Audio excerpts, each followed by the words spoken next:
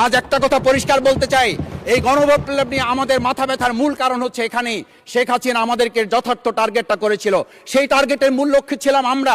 আমাদেরকে বলা হয়েছিল একটা গুলি করলে একটা সরে বাকিগুলো লড়ে না, সেই লড়ে না লোকগুলো ছিলাম আমরা, মাননীয় স্পিকার। যার কারণে আমাদেরকে তারা ভয় পায়।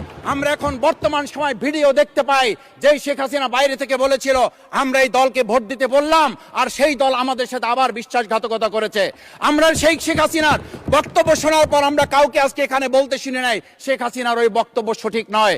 এই মানুষ প্রতারিত হয়েছে, বেইমানি করা হয়েছে। আবার যদি গণভোট জুলাই সনদ নিয়ে এই জাতির সাথে প্রতারণা করা হয় তাহলে মূল্য দিতে হবে শুধু নয়, আবার আমাদেরকে 17 বছরের সেই জেল জুলুম নিপীড়ন গুম খুনের জায়গায় আমাদেরকে ফিরে যেতে হবে।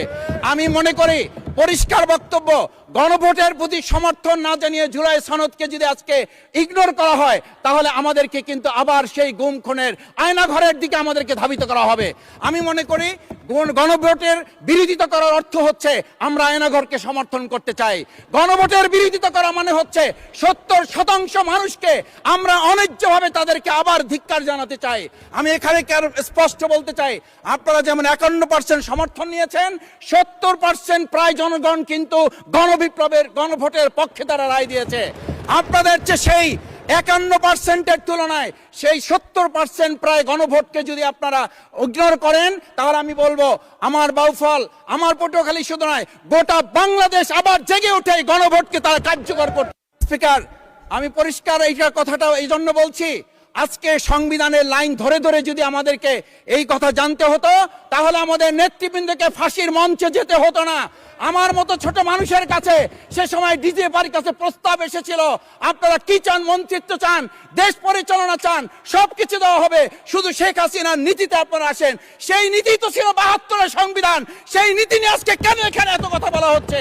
আমরা পরিষ্কার জানি, আমরা যদি সেই 72-এর সংবিধানকে ভালোবাসি তাহলে এখানকার নেতৃবৃন্দ এবং মরহুমা বেগম খালেদা জিয়া নিজে বলেছিল আমরা সুযোগ পেলে এই সংবিধানকে আমরা ছুঁড়ে ফেলে দেব।